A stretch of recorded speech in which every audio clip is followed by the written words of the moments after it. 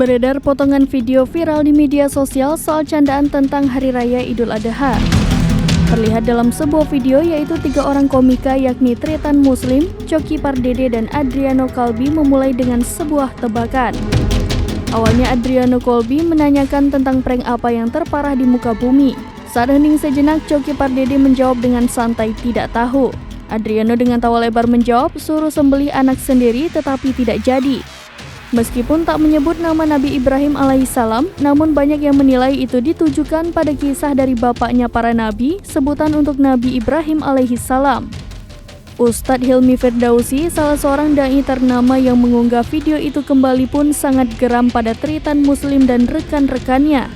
Tentu saja ini pun ramai dicibir, bahkan seorang jurnalis senior yang kini terjun ke politik turut mengomentari.